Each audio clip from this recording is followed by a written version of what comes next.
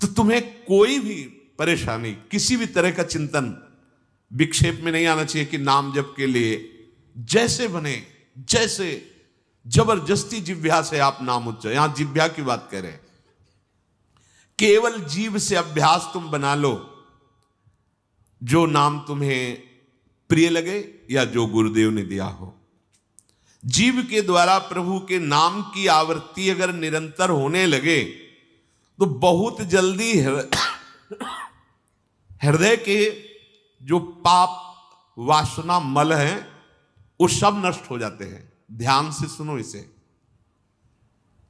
यदि हम बहुत काल तक, पातंजलि जी ने भी कहा, दीर्घ काल निरंतर सत्कार सेवितो दृढ़ भूमि, दीर्घ काल तक निरंतर आदर के साथ नाम जप करे, तो कह रहे जीव के द्वारा प्रभु के नाम की आवृत्ति निरंतर होने से पूर्व के जितने मल हैं, जितने संचित पाप हैं, जितने विक्षेप हैं, वो सब नष्ट हो जाते हैं। अभी तो शुरू ही नहीं किया है, अभी तो विक्षेप ही विक्षेप है, मल ही मल है, और आप कहते हो हमारे दुख दूर हो जाए। नाम जप करो, दुख दूर होने की बात क्या, दुख की निशानी नहीं रह जाएगी। जैसे अगाध समुद्र में मछली किलोल करती है, ऐसे हरि शरण में जो जीव होता है, भजन करता है, उसे अपार सुख मिलता है। सुखी मीन जिमी नीर अगाधा। अब तीसरी बात है, ये बहुत क्रम से जोर की, जैसे स्मृति तो उससे सब कुछ अनुभव होगा, पर उसकी प्राप्ति नाम जप से होगी। अब नाम जप में हमारी रुचि, नाम जप में हमारी भावना पुष्ट हो, उसके लिए कह रहे हैं तीसरी बात बहुत आवश्यक है, भगवान की कृपा पर पूर्ण विश्वास होना। ये तीसरी जो बात है, ये बहुत जोर की बात है, कृपा पर विश्वास हो जाना। भगवान हम पर कृपा किए हैं और उनकी कृपा से हमको निश्चित भगवत प्राप्ति होगी। कई बार विश्वास की, कृपा की चर्चा हुई है। ये तीसरी बात बहुत आवश्यक है उपासक के हृदय में। भगवान के कृपा बल से अब मुझे निश्चित भगवत प्राप्ति होगी, इसमें कोई संदेह नहीं है। देखो, पहली बात, स्मृति से सब कुछ प्राप्त हो जाएगा, पर बड़ा कठिन है, क्योंकि स्मृति तो हमारी जगत के भोगों की चल रही, संसार की, देह की। तो बोले नाम जप जो है वो आपकी स्मृति को जागृत कर देगा। जितना आप अधिक नाम जप करेंगे, आपके पाप सब नष्ट हो जाएंगे। तो नाम जप में भी बराबर तो हिम्मत नहीं पड़ रही, आध घंटा थोड़ा समय नाम जप। कोई साधु महात्मा एकांतवास करके 24 घंटे प्रयासरत, उनकी बात हो सकती है। हमें तो जब मिला समय तब भले नाम, अभी इतना अभ्यास नहीं। तो बोले निरंतर नाम जप और स्मृति दोनों को जागृत करने की सामर्थ्य तीसरी बात में है। भगवान की हम पर बहुत कृपा है। भागवत में भी एक जगह कहा है कि जो भगवान की कृपा का अनुभव करते हुए प्रारब्ध के अनुसार दुख सुख आता है, उसे भोग लेता है, शिकायत नहीं करता, उसमें विचलित नहीं होता है, और हर समय भगवान की कृपा का, हमारे ऊपर बहुत कृपा है, तत्यनुकंपा, ये श्लोक ऐसा है। उसे भगवत प्राप्ति ऐसे हो जाती है जैसे पिता की संपत्ति पर पुत्र का अधिकार स्वयं हो जाता है। ऐसे हर समय भगवान की कृपा का अनुभव करना बड़ी कृपा है हमारे ऊपर। जो दुख सुख आवे उसे सह लेता है, भगवत चिंतन, वो निश्चित भगवत प्राप्त हो जाता है। तीसरी बात हृदय में बैठालनी कि भगवान की कृपा बल पर भगवत प्राप्ति बिल्कुल निश्चित हो गई मेरी। ये मानने में क्या जाता है तुम्हें? तो आप कह दो कि हमारे अंदर तो विकार हैं, अभी भजन नहीं। भगवान की कृपा बल की बात कर रहे हैं। पहली स्मृति, दूसरी नाम जप, तीसरी बात करें कृपा बल पर। उनकी कृपा से क्या नहीं हो सकता? कहो कृपा ते कहा ना हुई। अरे वो मुख से वेद पढ़वा दे, लूले लंगड़े से सुमेर पर्वत फंदवा दे, छोटे सांप के बच्चा से गरुड़ को खा जाए, भगवान भगवान। तीसरी बात बहुत जोर की है, जिसमें दोनों बातें आ जाएंगी, निरंतर नाम जप और भगवत स्मृति भी आ जाएगी। प्रभु के कृपा बल से प्रभु की प्राप्ति में अब कोई संशय नहीं है।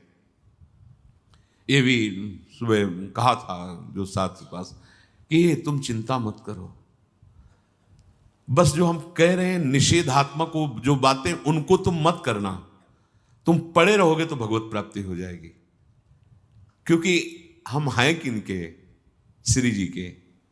यहां जो भी आप छोटी सी भी चेष्टा कर रहे हैं, बहुत बड़ा भजन हो रहा है, महल में है, वृंदावनेश्वरी के धाम में है, एक छोटी सी भी चेष्टा, जैसे कहीं सोनी लगा दिया, कुछ भी जो भी चेष्टाएं कर रहे हो, खान पान संबंधी भी जो चेष्टाएं करो, वो आपका भजन। या फिर स्वार्थ आपने भजन गए, तुम चिंता मत करो भगवत प्राप्ति की। ये हम केवल निज जनों से नहीं, माइक से कहें कई बार कि आप सबको निश्चित भगवत प्राप्ति होनी, इसीलिए प्रभु ने धाम बुलाया, सत्संग सुनाया। अगर प्रभु को अपनी प्राप्ति न कराना होता तो संयोग क्यों देते? हम फंसे होते माया प्रपंच में।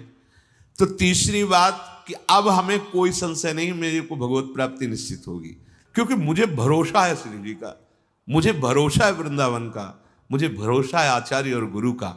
अब ये बातें हमें डर पाओ मत। हाँ, हमारी कमजोरी है, हम अभ्यास कर रहे हैं भजन का, पर अब मुझे ये नर्क स्वर्ग अपवर्ग आसने ये आ गया भरोसे से, ये कृपा का भरोसा हुआ तो बात आ गई। मानो भगवान की प्राप्ति बस मेरे को हो ही गई, ऐसे रोज सोचना है। हे महापुरुषों के वचन है। तीसरी बात बहुत जोर की है, नाम जप और भगवत स्मृति इसी में आ जाएगी, क्योंकि भगवान की कृपा से सब कुछ हो जाता है। मुझे इस जन्म में भगवत प्राप्ति पक्का होगी भगवान की कृपा बल से, प्रियाजू की कृपा से। अब मुझे ऐसी भावना करनी कि बहुत जल्दी भगवत प्राप्ति मेरे में अब अनुभव हो रहा है कि प्रियालाल की कृपा बढ़ रही, विकार क्षीण हो रहे हैं, भाव बढ़ता जा रहा है, मुझे बहुत जल्दी भगवत प्राप्त। ये सोचना है, सोचना है। जब हम गंगा किनारे भ्रमण कर रहे थे तो एक लाल जी योगी नाम के महात्मा थे, तो रात्रि में, प्राय संत जन रात्रि में जगते हैं, तो उनसे मिलने गए, तो रेत में ऐसे कपड़े का वो तंबू उसी में थे। उन्होंने कहा देखो तुम्हें जो बनना है वो सोचो, जो सोचोगे वही बन जाओगे। तो छोटी सी डायरी रखते थे, पेन लिखा, उसी समय आज भी वो लिखी रखी, जो तुम्हें बनना है वो सोचो, वैसा सोचो, जैसा सोचोगे वैसा तुम बन जाओगे। सोचो, भगवान की हम पर बहुत कृपा है, हमारे अंदर दैवी संपदा बढ़ रही है, विकार धीरे धीरे क्षीण हो रहे हैं, मतलब मुझे प्रभु मिलने वाले हैं, मुझे प्रभु मिलने वाले। आप देखो इसका प्रभाव देखो, प्रभु की कृपा से अवश्य अवश्य अवश्य मुझे भगवत प्राप्ति होगी। बस अब तो भगवत प्राप्ति होगी ही, क्योंकि प्रभु की कृपा है। ये शब्द पकड़ो, अंदर तुम्हारे अंदर अपने में कोई बल नहीं, अपने में कोई साधना नहीं, पर यहां कृपा की बात है, भगवत कृपा, भगवत कृपा बल। अपनी असमर्थता, बहुत अमृत में वचन है, अपनी असमर्थता, अपनी अयोग्यता, अपना अनाधिकारपन, ये नहीं हूं भगवत प्राप्ति का।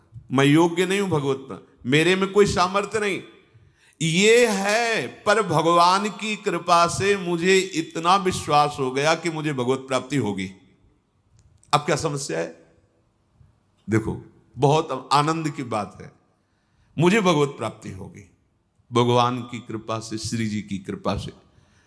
ये शब्द इतना असीम प्रभावशाली है कि आप जो ही बात हृदय पे लाएंगे तो आपके सारे दोष, विकार, विघ्न, अड़चने, बाधाएं ये नष्ट होती चली जाएंगी। ये देखो महापुरुषों के अनुभव होते हैं। मत चित्ता सर्व दुर्गाणि मत प्रसादात तरिष्यति, भगवान कह रहे मत चित्ता सर्व दुर्गाणि मत प्रसादात तरिष्यति। सारे के सारे विघ्न, सारे के सारे दोष, सारे की सारी भगवत प्राप्ति में जो अड़चने हैं वो भगवान की कृपा प्रसाद से नष्ट हो जाएंगी और मुझे भगवत प्राप्ति होगी। मत चित्ता सर्व दुर्गाणी मत प्रसादात, साधन प्रसादात नहीं कह रहे यहां, समझो, मत प्रसादात तरिष्यति, तू तर जाएगा मेरी कृपा से।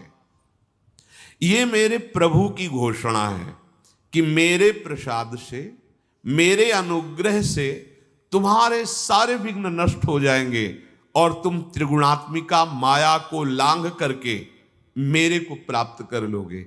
बस मेरी कृपा पर विश्वास करो, मेरी कृपा पर मत चित्त बन जाओ। अपने चित्त को मेरे में अर्पित कर दिया। प्रभु की कृपा का भरोसा इतनी जल्दी दिव्य सद्गुण लाता है, ये पक्की बात है।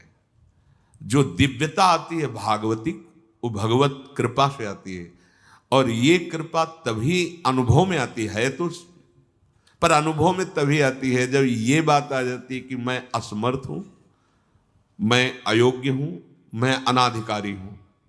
पर भगवान की कृपा है, प्रभु की कृपा है हम पर, अब मुझे निश्चित भगवत प्राप्ति होगी। ये तीन बातें जीवन में आना बड़ा कठिन होता है। असमर्थ हूं, अयोग्य हूं, अनाधिकारी हूं। जब ये बात आ जाएगी ना तो तृणादपि सुनी चिन्ह अपने आप आ जाएंगे, अपने आप पूरा सूत्र भागवती को उतर जाएगा, क्योंकि मैं अनाधिकारी हूं, मैं योग्य नहीं हूं। पर भगवान कृपा का ये है कि उनके नाम, उनके रूप, उनके धाम, उनकी लीला की तरफ ये हृदय जा रहा है, वो अपनी तरफ घसीट रहे, पर मैं अनाधिकारी हूं। इससे क्या होगा? अहम खत्म हुआ, दैन्यता जागृत हुई, और भगवद आश्रय होने से हम जिसका आश्रय लेते हैं उसका प्रभाव होता है। जैसे अभी हम शरीर का आश्रय लिए हैं तो देख लो हालत क्या की हुई है। ये शरीर, ये संसार विषम कहा गया है। देखो कैसी हृदय की जलन, अशांति, भोग, वासनाएं, ये सब किसके आश्रय से? शरीर आश्रय से। अभी भगवद आश्रय, अंदर से भगवद आश्रय, अंदर की बात है। यहां मैं अनाधिकारी हूं, योग्यता मेरे में नहीं है, मैं किसी योग्य नहीं हूं, पर प्रभु की कृपा हम पर है, निश्चित मुझे भगवत प्राप्ति होगी। कह रहे इसका इतना बड़ा प्रभाव है कि इसमें जो सामर्थ्य जागृत होती है, भागवतिक सद्गुण जागृत होती है, वो किसी साधना से नहीं, इससे बढ़कर कोई दूसरा उपाय नहीं है। विश्वास भगवत कृपा पर। तुलसीदास जी भी महाराज कहते हैं कि वस्तुतः मेरे में कुछ नहीं है, पर है तुलसी प्रतीत एक प्रभु मूर्ति कृपामयी है। मेरे में ऐसा कोई सद्गुण नहीं कि मैं अपने प्रभु को रिझा सकूं, पर यह विश्वास है कि मेरे प्रभु कृपा में है, कृपा मूर्ति है। अपने साधनों पर जो विश्वास करता है, अपनी जितेंद्रियता पर जो विश्वास करता है, वो गिर सकता है। लेकिन जिसको अपनी अयोग्यता का भान हो गया है और प्रभु का भरोसा हो गया है, उसे कोई नहीं गिरा पाएगा, पक्का।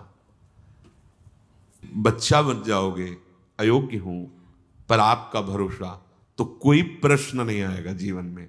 अगर प्रश्न आता है तो आप वाणी से बच्चा कहते हो, लेकिन अंदर अहंकार है, वो अंतर्यामी सदगुरु जानता है। मोमन कबहु तुम्हें ही ना लागो, ज्यों छल छाण स्वभाव निरंतर रहत विषय अनुरागो। अगर हम अपने साधन की बात करें तो वह अच्छा साधन तो विषय का कर रहा है मन। देखो हम कभी पद्मासन लगा के किसी विषय का ध्यान नहीं करते, बहुत सुंदर बात। मोमन कबहु तुम्हें ना लागो, ज्यों छल छाणी स्वभाव निरंतर रहत विषय अनुरागो। भक्ति में तो छल कर रहा है, लेकिन विषय चिंतन में छल नहीं कर रहा है, ईमानदारी से, सच्चाई से विषय चिंतन कर रहा है। मेरा मन हे प्रभु कभी आप में ऐसे नहीं लगा जैसे विषय में ये छल छाड़ कर स्वाभाविक लगता है। विषय में कभी किसी को मन लगाना नहीं पड़ता है। देखो, विषय में कभी किसी को मन लगाना नहीं पड़ता, स्वाभाविक लगा रहता है, निरंतर लगा रहता है और अटल लगा रहता है। देखो, अटल का मतलब बस वो यही शब्द स्पर्श रूप रसगंध इन्हीं में घूमेगा। कभी वो हट करके ऐसे प्रभु में लगा जैसा विषयों में लगा है। ज्यों छल छाण स्वभाव निरंतर रहत विषय अनुराग्यो। मेरे मन की दशा, मेरे इंद्रियों की दशा आपके अनुकूल नहीं है प्रभु, ये विषय के अनुकूल है। पर प्रभु मेरे मन में एक विश्वास हो गया है कि आपकी मूर्ति कृपामयी है और जीव ने नाम की ओट लई है तुलसी परतीत एक प्रभु मूर्ति कृपामयी है और नाम की ओट जीव ने ले ली है। बस अब सब कुछ हो जाएगा। चौथी बात, प्रत्येक प्राणी में, संसार की प्रत्येक वस्तुओं में मेरे प्रभु समाये हुए हैं। यहां सिद्धावस्था आती है। ये तीन बातें बहुत जोर की। पहली भगवत स्मृति, इसी में सब कुछ हो जाता है, पर बड़ा कठिन है। इसलिए नाम जप जिह्वा के द्वारा, उसमें भी बहुत, कहां रोज नाम महिमा सुनते हैं, इतनी प्रीति कहां हो रही। तो बोले तीसरी बात पकड़ लो कि हम पर प्रभु की बहुत कृपा है और भगवत कृपा से मुझे इसी जन्म में मुझे भगवत प्राप्ति होगी। चौथी बात, ये बहुत ही आवश्यक है, क्योंकि अगर ये नहीं तो भजन करना कठिन, बचाना कठिन, पचाना कठिन। इससे भजन तुम्हारा पच जाएगा, तुम सिद्ध हो जाओगे। जैसे चावल सिद्ध हो जाता है तो कहीं भी दबाओ उसमें कड़ापन नहीं रहता, ऐसे जो सिद्ध हो जाता है तो उसके हृदय में कठोरता नहीं रहती। प्रेम से द्रवित हृदय होता है। कठोर हृदय में ही काम क्रोध लोभ मोह मद मत्सर रहते हैं, शुष्क हृदय में, द्रवित हृदय में नहीं रहते। प्रत्येक प्राणी, संसार के प्रत्येक वस्तु में मेरे भगवान विराजमान है। कोई ऐसी जगह नहीं जहां भगवान ना हो। ये बैठालना है, हमें दिखाई दे रहा है, माइक है, दिखाई दे रहा है ये, लेकिन जब सृष्टि नहीं थी तो ये माइक नहीं था।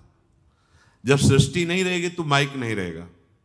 बीच में माइक जो दिखा रहा है कौन? जो सृष्टि के पहले था, जो सृष्टि के बाद में था, वही बीच में भी मत्ता पर तरम नान्यत किंचिदस्ति, किंचन मात्र कुछ और नहीं, मेरे प्रभु बने हुए हैं। प्रहलाद जी की सिद्धावस्था यही तो हुई थी गुरुदेव नारद की कृपा से कि सर्वत्र भगवान है। तो खंबे से भी नरसिंह भगवान, नामदेव जी कुत्ते से भगवान को प्रकट कर लिया, श्वान में भी भगवान, भूत में भी भगवान। ये चौथी सिद्धावस्था है। उपासक को ये विचार हर समय रखना है कि हमारे सामने जो वस्तु है इस रूप में भगवान ही है, कुछ भी ऐसा नहीं, सब कुछ स्वयं भगवान बने हुए हैं। सच्ची बात है, वही बने हुए हैं। ये छुपा छुपी का खेल खेल रहे हैं, बस आपको पहचानना है। मैं फिर दोहरा के बात कहता हूं, आप इस बात को पकड़ लीजिए। आपके सामने कोई भी कार्य की वस्तु आए या व्यक्ति आए या दृश्य आए, आपको सबसे पहले उसमें भावना करनी है मेरे प्रभु विराजमान। जैसे हरिवंश महाप्रभु क्रूर है, पापी है, दुष्ट है, संभाषण योग्य भी नहीं, पर उसके हृदय में राधा वल्लभ लाल हैं, भावना को, ये बहुत जल्दी काम बन जाने वाली बात है। मानो आप गृहस्थ में, आपका लड़का सामने आया, आपकी पत्नी सामने आए, आपके कोई मित्र सामने आए, आपको पहले आपके हृदय में राधा वल्लभ लाल विराजमान।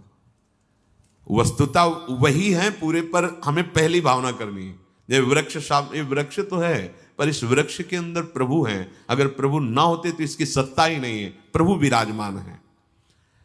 अब मेरे इष्ट देव इसके हृदय में विराजमान है, पर मुझे जो स्वांग करने को मिला है, पिता का, पुत्र का, जो भी, बिल्कुल स्वांग वैसे ही करना है।